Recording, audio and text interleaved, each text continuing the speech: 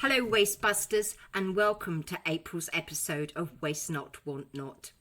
Last month, I was talking to Bryce about creating space and making changes in your life for what was important to you.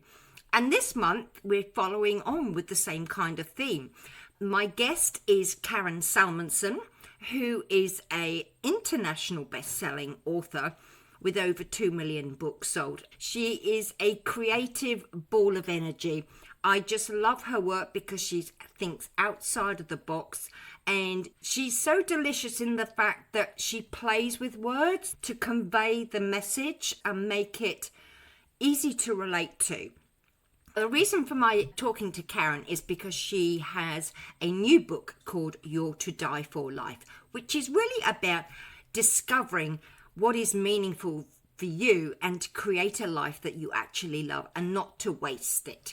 Her book is being published in July, but you can pre-order it, so there'll be a link at the end of the video. Without further ado, I must introduce you to the most fantabulous lady alive. I wish she was my next door neighbour because I'd be round there bouncing ideas off her. But for now, it's over the internet. Enjoy the episode and take care.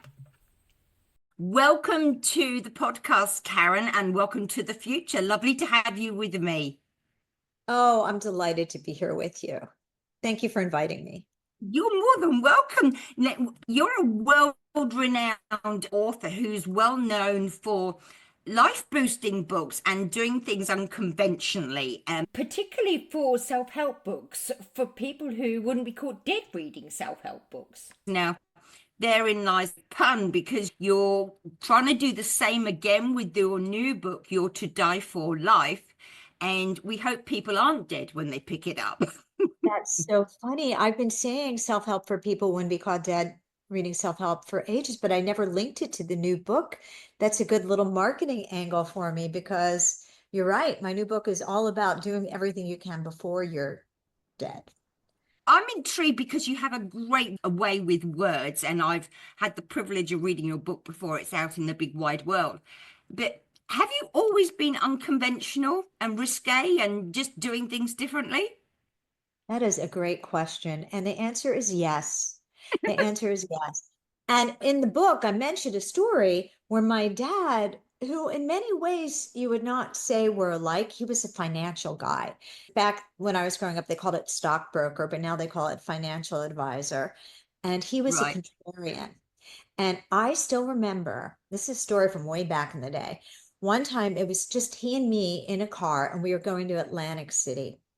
And he said to me, Karen, we're about to approach the toll, and you will see that there's 2 lanes. One is for people that have exact change, and that's supposed to be the express lane.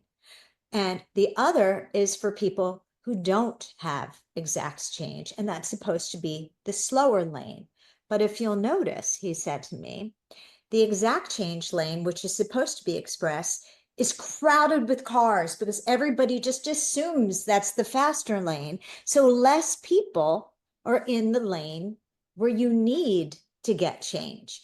And then he said, like a magician almost, and if you'll see, I have the exact change in my hands, but I'm going to the lane where you need to get change because that's the shorter lane. And he said, and that is my philosophy on the stock market. And it stayed with me. He's a contrarian thinker. If everybody's zigging, he thinks how to zag. And I was like that when I was in advertising too. When I worked at MTV a little bit, when back in the day when MTV first came out, everybody was doing these quick cut things for them. And I said, let's do something really slow. It will stand out. And it's sort of like what my dad said. If everybody's rushing over there thinking, they just assume it, but they don't think for themselves. And I don't know. So I've always been, I use the expression contrarian thinker. That's kind of how I think. Well, like you say, it helps to stand out because we need to do things differently. But the way of the world is like, this is the way to do it. And then people crash and burn because they are not being true to themselves. That's a part of your self-help books, but it's also a part of your You're to Die For book, which is really about really getting in touch with yourself and sharing information, because I came across one of your beautiful quotes. It was a note that you picked up from your father, which was, everything that is not given is lost. Can you Yes. expand on that? Because it's so, so beautiful. Thank you. Thank you. This is not my quote. I want to make that clear to everybody. It was a weird story on the day that my dad passed. We didn't know he was going to pass yet. It turned out to be the day he passed. My mother had gone into one of his drawers and found something that I had mailed to my father when I was in college and brought it into the hospital and said, "Look what I found in Dad's drawer. It's something that you wrote him," not knowing this was going to be the final day. And I opened it up, and it was something that I had mailed to him when I was in college, and that I found it and it touched me, and I sent it to my dad and he kept it. And it was something from a book whose name I have no idea. That's why I keep making it clear I didn't write it, because I want to credit it, but I don't know how to credit the book. And it said, "Everything that is not given is lost."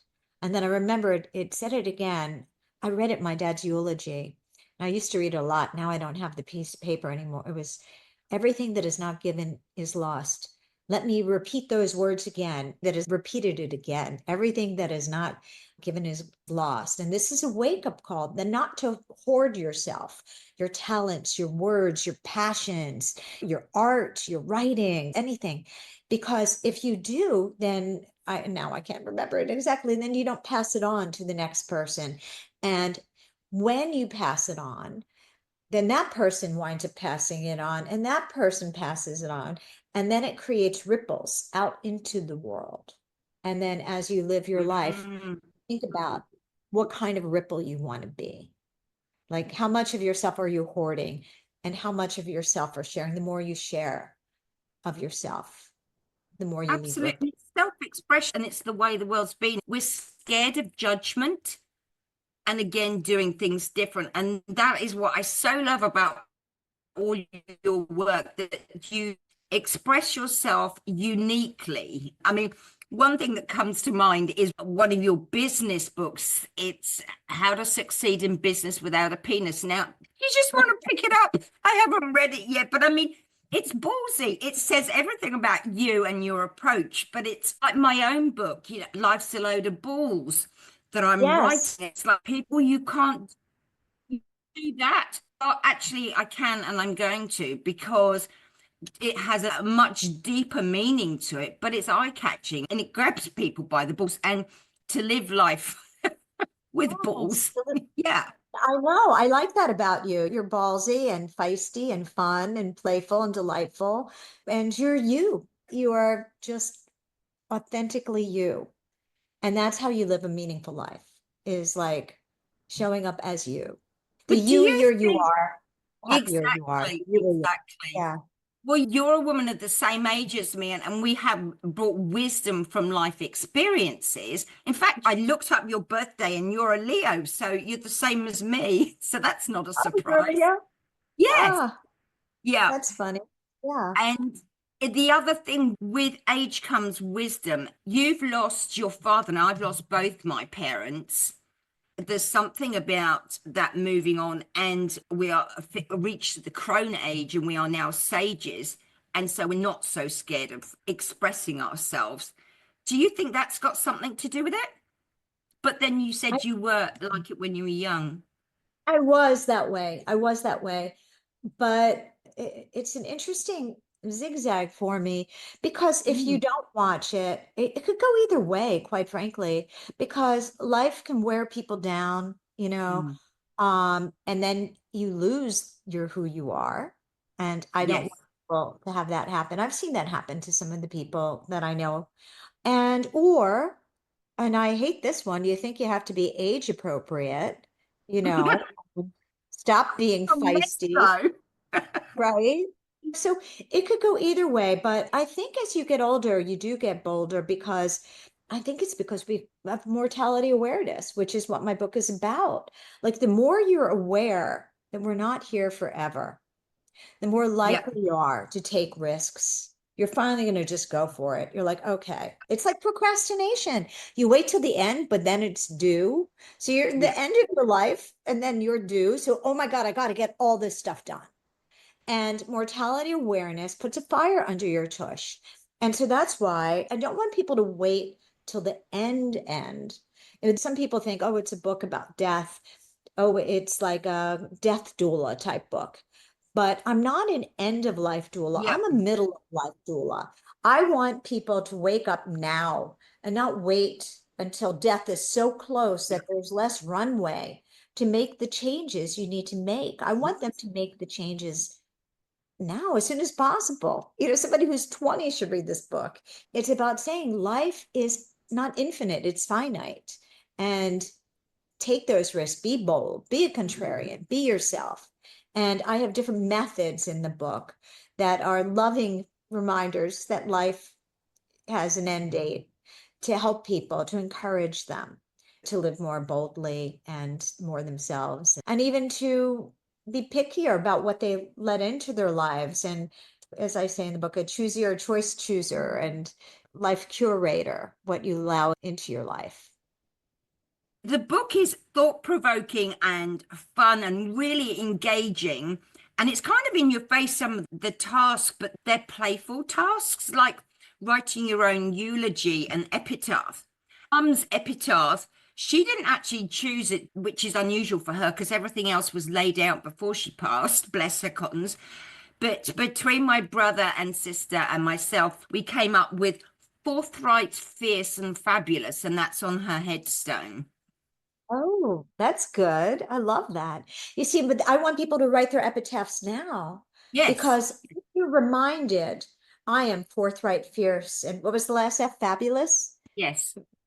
You walk around every day like that, and then you Yeah, live up to your epitaph, you're going to live with more boldness and risk taking and everything like that. So I have in the book, I have people writing their eulogy. I have like a Mad Libs type template that people use, a fill in the blank template that I created. So you don't have to go through the whole rigmarole of writing it if you don't want to, or you could.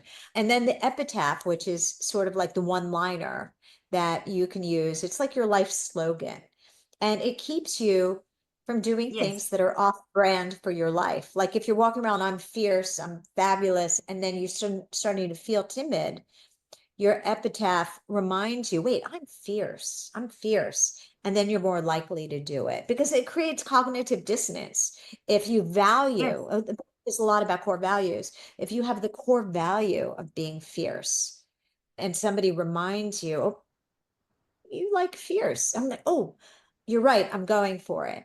Or if I really do view myself as a contrarian and I suddenly am tempted to take like the safer route or just follow the herd on for some reason, if somebody tapped me on the shoulder and that you're a contrarian, I'd be, oh, you're right. So that's why the epitaph is like your own personalized accountability of who you want to show up as so you live a meaningful life. yes, because you say you're a midlife doula, and it's midlife that people tend to lose themselves because slowly, slowly they've lost themselves in whatever role they've been caught up in. And it's like, who am I? And as you say, all the tasks in your book are so good at waking you up. And there's one of the things that I do in my mentoring is actually to get people to look at who you are, look at all the skills because you've lost sight of yourself and everything that you are. It's a beautiful way to bring things together and remind us that we are incredible and unique. And it's a matter of having that confidence to bring it out. And nothing more so than having that light at the end of the tunnel in your face, really, is there? Exactly, definitely. And I made the book funny because first of all, that is kind of how I've always written, but also a lot of people, death is still a taboo topic. We will talk about so many things, but death always gives people pause and whispers and everything. So I made it humorous so it's easier to read about. It's not depressing. It's not a depressing book. It's an uplifting, humorous book Yeah, yeah. with honest thoughts about death. It still has a depth to it, I hope, of a poignancy to it. It is really one that has been brewing in me for a while. And in the book, I talk about people having legacy projects. This is my legacy project. I'm really excited to share this book with people because I really think it's going to help people a lot. Was it fun writing it? It was so much fun to write it. It really was. I had a book deal with a publishing house and it was due by a certain date, but it didn't matter. I was waking up early to write it and kind of excited. I would set my alarm early to write it because I was still doing other things career-wise. And I'd be like, oh, okay. And like 5:30 in the morning, excited about it. So yeah, yeah. So what aspects of writing do you like? Because there's so much research and you've backed it up, but not in an intrusive way. The way that you integrate the scientific research into why you're doing it also boosts the reason to do it. Yeah, there's a lot of research in science that consistently studies show that when people are aware of their mortality, they behave better. And there was one study that I thought was very interesting. They did a study where they had people look at themselves with a face aging app. And so they really got to see what they would look like when they were very much older. And then they found Wow. out in the study that people didn't waste their money so much because they were more aware of their future self, like what they're like of saving for their future self so as not to piss off future them. And so Wow. when you actually really think about who your future self is, you behave better. So that's another benefit of writing your eulogy because you're really aware there's a future you out there counting on you not to be an idiot. Like, don't mess this up for future you. And so that's another reason why writing the eulogy helps you to really act as your highest self now. You're aware of who you want to be when you're finally on your deathbed and then reverse engineer it and start living Yeah. that way. That's kind of It what is. the theme of the book is to really think about how you want to feel on your deathbed. I say how to be good in deathbed, to think about how you want to feel and then reverse engineer it.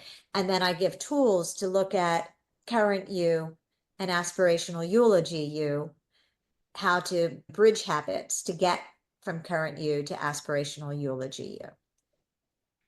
Yeah, it's interesting that contrast. You also mentioned post-traumatic growth, how Yeah. when we lose someone, that it wakes us up to who we are and it helps us to grow as a person and it smacks us in with the realization that we're not dead. So it has exactly the same impact, doesn't it?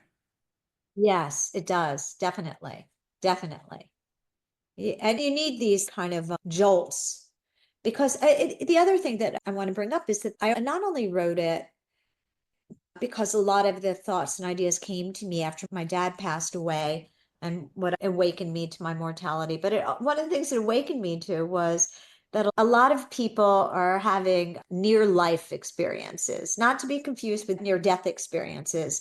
Near life experience is when you're near your life, you're not quite in it, you're on autopilot, or you're staring at your phone too much, or you're in the middle of a conversation, but your mind is on a work email. We're not fully rooted in our lives. So I call it near life experiences Yeah. where you're kind Yeah. of life adjacent. And I want people to be jolted out of that autopilot. And Yeah. mortality awareness is that jolt, so that was the other thing where I see too many people are having near life experiences. So I want to wake people up and get them out of that kind of zombie state. I remember a friend of mine when we first moved over to New Zealand. She was a little feisty woman, and she had just got news that she got cancer again. Oh, But wow. she was so full and vibrant. I think it was 20 years, the previous one, and she'd really lived her life. And what she was saying was, there's so many walking dead around, Yeah. that it was a wake up call for her. We think, particularly when we're younger, we think we're invincible, Yes. that we put things off until, and again, part of my work is like helping people find the balance, because various ages and stages through life we put more focus on certain things, particularly bringing up children, but it's so important to bring other elements, the recreational, the hobbies, the creative side of us, because that actually stimulates other glands in the body and creates the balance, and the balance in your life, and the people outside you are impacted as well as yourself. So there's so much to it. And as you say, having a book like this, I can just see people in book clubs around the world having discussions about this and exchanging ideas, and friends, what's the best thing about me? And it's just imagining yourself standing up on the pulpit and giving some eulogy about your friend or something. I think that's the beauty of it. It actually connects us to ourselves and other people, and it will expand out. It's beautiful. Yes, yes. I mean, you could ask people to help you to write your eulogy, or you can help them write theirs and read them to each other, or ask them in the epitaph chapter. I talk about sharing your epitaph with your friends and seeing what they think, and even trying to write them together. It's like, what would yours be? It's kind of an interesting discussion to have over coffee. Or so the book is meant to try to make the conversation of death feel less taboo and more approachable, and gives you language to talk about it. And really, it's about life. The book is about life. You know, when it Yep. comes down to it, yes, it's about death because that's the surprise ending, you're going to die. But it's really focused on how do you make the time here as meaningful as possible. So in the end, it's really a book about life. Yeah, absolutely. It is. And as you say, you're to die for life. My daughter sent me, because it was Mother's Day in England a few days ago, and it's coming up in May. I don't know why they're different all over the world. Here in New Zealand, I wrote it down here, and it's to ask your mom, how do you want me to remember you? Again, everybody's going to have different perspectives, aren't they, on what they see in you? So my son and my daughter are going to have different perspectives of friends or That's partners very or true. work Yeah. colleagues. That's very true. I mean, that's a Yeah, beautiful question to ask. it's My mom is 93 and still going strong. I visited her like 2 weekends ago, and I had a list of questions I was asking her to try to get to know her, the little nips, the little corners of things that I might not know from her childhood, from her philosophies on life. And that would be a good one to throw in to ask her just very directly. How would you want me to remember you? And you're right, my brother and I have different types of relationships with her.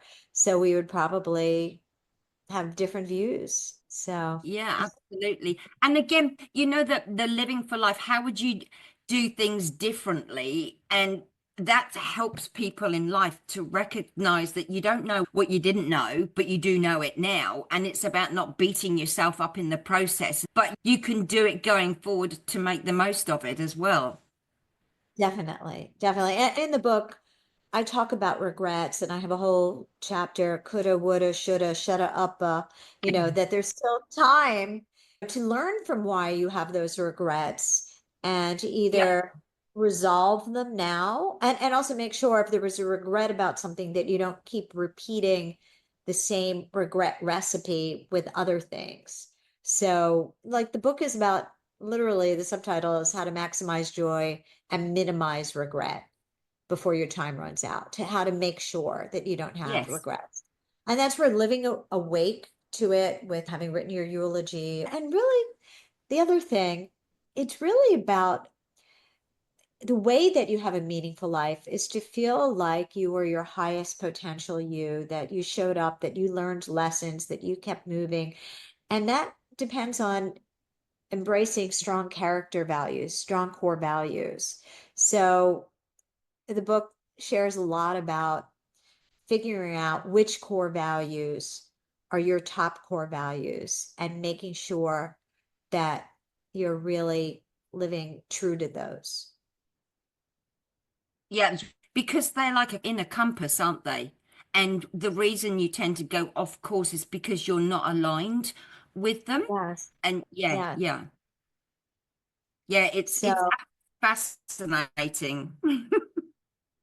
Your creativity comes into its own in bringing a subject really wide and seeing things from different perspectives. You always been creative because that was one of your early jobs. yes. Oh, I've always been creative. When I was a kid, uh, we did have TV. I'm not that old. So we did have TV when I was growing up. Less channels than we have now.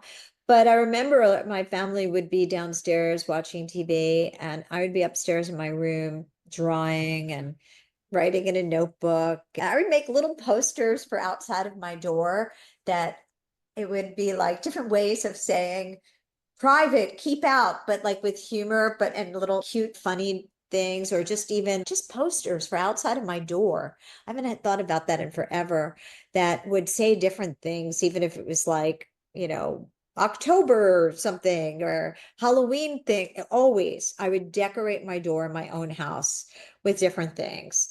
And I just loved creativity. I had more fun in my room than watching TV. Were you guided into branding, marketing, advertising, or did you just know? Uh, I always loved movies. I always did. I loved Mad Magazine growing up. I used to read Mad Magazine and Psychology Today magazine. And sometimes I joke that if you put Mad Magazine and Psychology Today magazine in a blender and pressed frappe, you'd get my books. But also, I had an uncle who was in advertising, who I'm not going to say his name because the story is actually a weird story.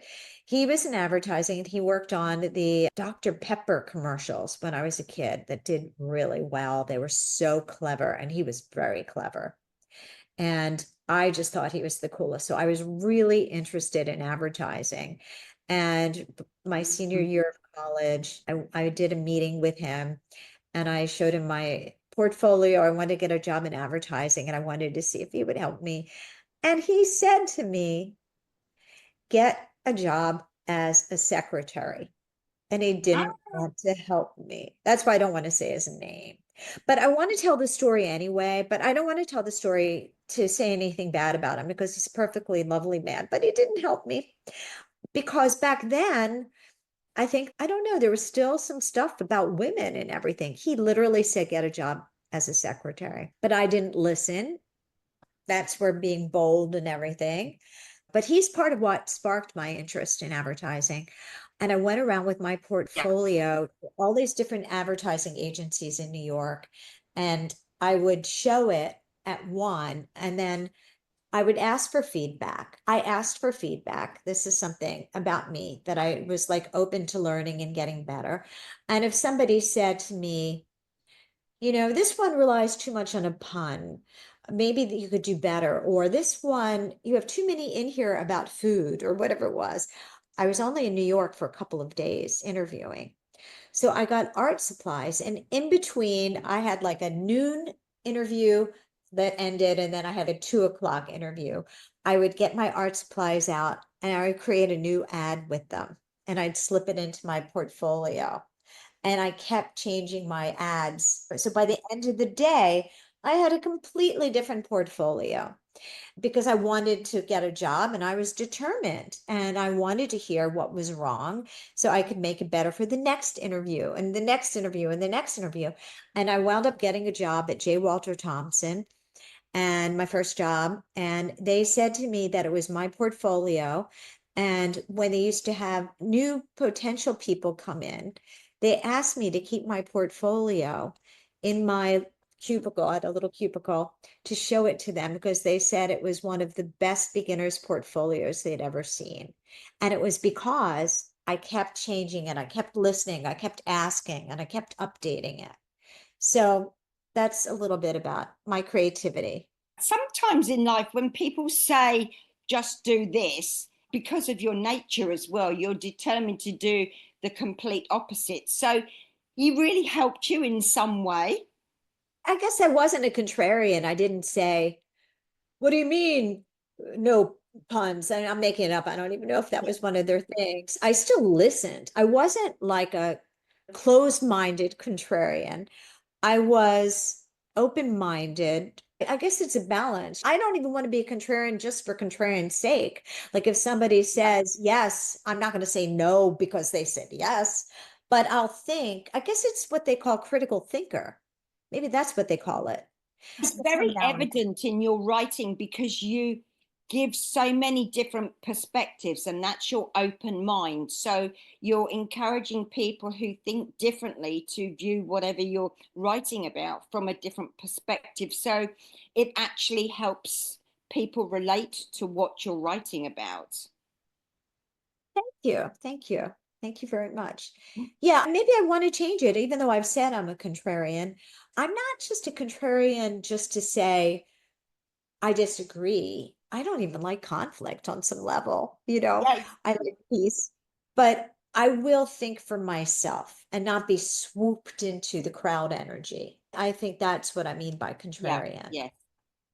I've been called a disruptor before. And again, Um, I'm not here to cause a riot, but it's actually to shake up something because people can get stuck in a certain way of thinking. And again, if you don't know what you don't know, it's helping people open their minds to see things differently. And it's actually okay to change your mind and take a different path, isn't it? yeah, definitely, definitely. So I agree with that. Awesome. So You are we're a disruptor in the best sense of the word. That's who you exactly. are. Talking of outside influences, have you had a book or a person that has really influenced your life? Aristotle. Aristotle. I love his philosophies. He's worked his way into my book. He's made a guest appearance in this new book, Your To Die For Life. I don't make it feel hard to read. I don't write about him in Latin or anything. I make it funny and fun to read, but I like his philosophies. He says that in his day, just to sum it up in however brief way I can, that the reason why a lot of people he felt were unhappy is that they mistook pleasure for happiness. And there's a difference between pleasure and happiness. And pleasure he calls hedonia, and Yes. happiness is eudaimonia. And pleasure is about kind of like hit and run joy that's fleeting. And it's usually based on the body or the ego, status, power, those things. And eudaimonia is more about fulfillment and growth. And it's based more on your core self or your soul or however you want to word it. Things that might be a struggle at first, but that grow you. And that a lot of life is a choice between struggle now, enjoy more later, or enjoy now and struggle later. And so, in a way, hedonia is the enjoy now, struggle later, and eudaimonia is the struggle now, enjoy later. And that's like Aristotle type of philosophy that he has that really resonated with me. And then wound up in the book because I feel like that's how you live a meaningful life is not confusing pleasure for happiness.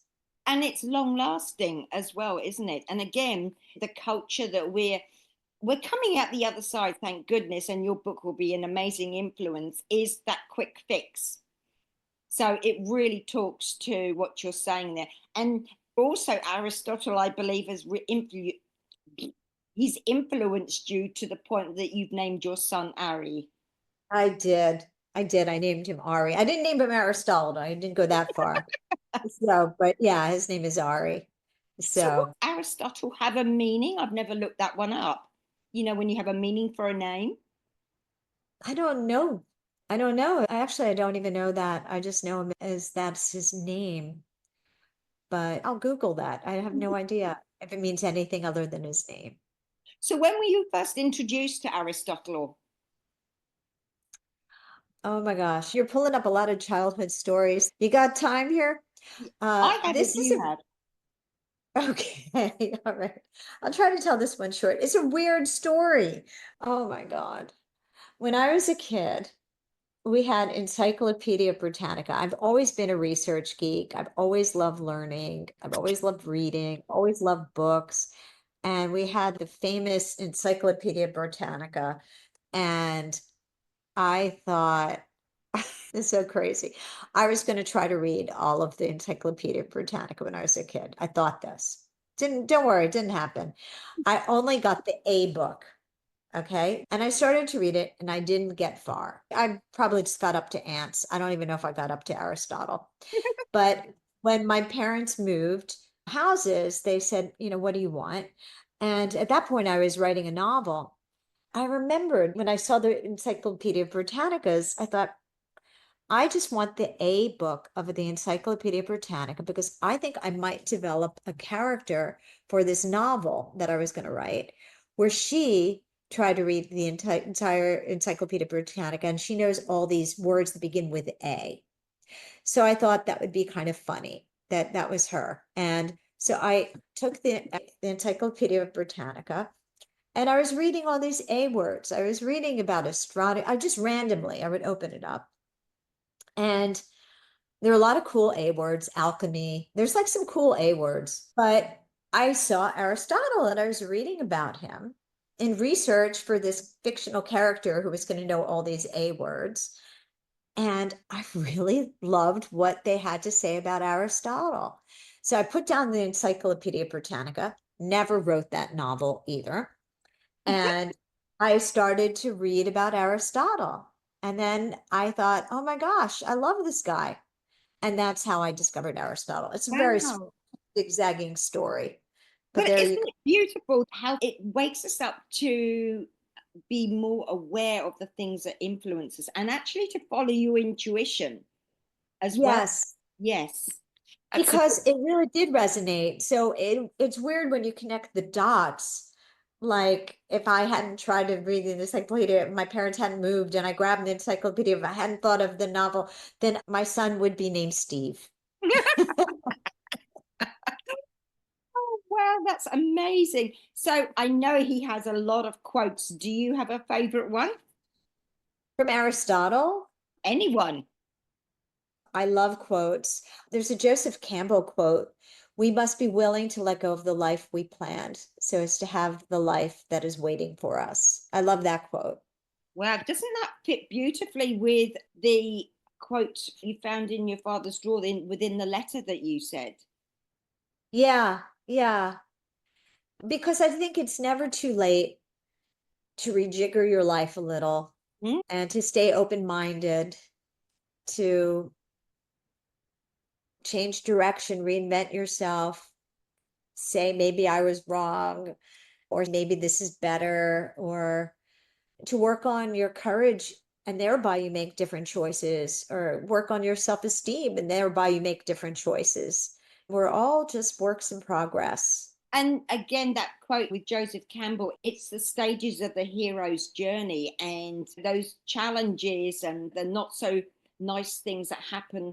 If you're open minded, it will actually help you move forward and take the lessons with you. And you can, Yes. with hindsight and doing all the beautiful, playful tasks within your book, it helps us to draw them out and put them into practice so that we can live a to die for life. Yeah. Yes, yes, definitely. Absolutely. Well said. So, when you get into a funk, do you have any hot tips as to how you get yourself out of it that might help anybody else? Well, I have the usual tips, which is meditation and journaling. But one thing that I've been doing lately is dancing. And I just love it. It just changes my whole energy state.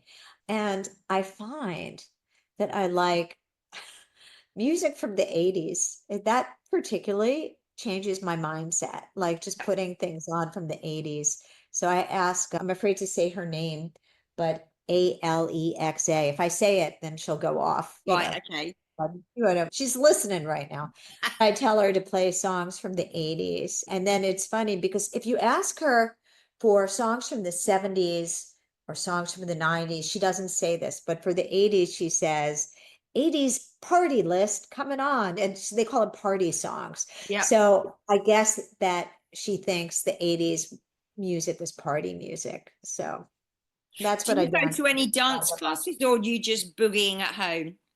I am a bad dancer. I am not a good dancer, but I just dance, not caring. literally, as they say, dances if nobody's watching. Yeah. I'm not a good dancer. That's not my thing. I love dancing, and I recently started up this NIA class, NIA, which brings in martial arts. There's 52 core moves, and it connects the mind, body, and soul together. So if you find a NIA class near you, Okay. it's gentle, it's not anaerobic, but it does get the old cardio going at times. Google that for here in New York City. I'll see what I can It's find. absolutely beautiful because it really, really connects you to yourself. Yeah, Okay, I'm going to look for that. Thank you. Thanks. with those hot tips, if I was your fairy godmother and could grant you one wish in the world, what would that be and why? I guess I have two. One would be to meet Aristotle, because now you got Aristotle in my mind. So I'd love to share a bowl of olives with Aristotle or something. But the other is about just like help people to live more aware and brave of their lives, like the messages in my book, You're to Die for Life, where I just want people to be aware that we're here, then we're not. And we got to make the here part as meaningful as possible. So just to break people free from their near life experiences and really live more bravely and fully. Yeah, I think that's bravely and courageously. The courageous part is remembering that part of being courageous is to recognize that the word core of the heart is in it. So to follow your Yeah. heart and what's important Yeah. to you, what has meaning. That's a beautiful reminder. I love that. Yes, Mhm. definitely. Definitely. So before we go, do you have any parting words that you would like to share with anybody? Just say hi to me if you want to. I'm on social media. My last name is Salmansohn, but everybody mispronounces it and spells it all weird. So my social media presence is not salmon, because I'm always going not salmon Yeah. because they spell it like it's salmon, but it's not salmon. So on Instagram, I'm not salmon, NOTSALMON, and Facebook, I'm not salmon. My site is not salmon, although I do have a special site for Your To Die for Life, which is yourtodieforlife.com. And say hi. I'll say hi back. Excellent. Well, I'll put all the links on it. But that's how we connected, because I put something about a death cafe up on LinkedIn, and Yes. which sparked an intrigue in yourself. Actually, part of my plan this year was every time I have a thought or something, is actually to follow it through. You know, you think, I'll do that, or I'll put it on my to-do list and I'll do that later. And it's like, well, if you've got a window of 5 minutes, do it now, because otherwise you'll forget about it and you'll get to the bottom of the list. That's true. And I saw your note about death cafes, which I'm interested in. And then we started chatting, and here we are. I'm a friendly gal. And I'm really glad. I'm really glad you wrote that note about death cafes. I love how things bring us together. It's the synchronicity of it. And, you know, the fact that I can help you put this out to the world, because I think it's so important. We connect on so many levels, not least of which is because you're a rebel, but a beautiful rebel, and with a huge heart, and making the world a different, beautiful place. So thank you, Karen. Thank you, fellow rebel. On that note, we'll leave you, and thank you very much for listening, everybody. Thanks, Karen, for joining me today. Thank you so much for inviting me. This was fun. I enjoyed it. Isn't Karen just a friendly, philosophical ball of energy? Now, what you can do to help build some momentum around the subject of death and make it a part of everyday life is to share the podcast. Go onto Karen's website, all the details are in the links below, and pre-order her book, You're to Die for Life. And create conversations with your friends. Spread the word, and let's make the subject of death a part of everyday life so we all live it to the full. And for those of you wondering what Aristotle actually means, I looked it up. It means the best of all, the best purpose. What a name for her son to have. How delicious is that? If you enjoyed the episode, don't forget to share the pearls of wisdom you've heard today, and let me know by writing a review, as they're always appreciated. And if you've got any ideas on subjects or guests you'd like me to entertain, then just reach out and email me, because I'm friendly too, on info@philippaross.com. So until next month, have fun, dig deep, open your mind to a world of possibilities, live life with a generous heart, and take steps to minimize waste and maximize your own potential by living a to die for life.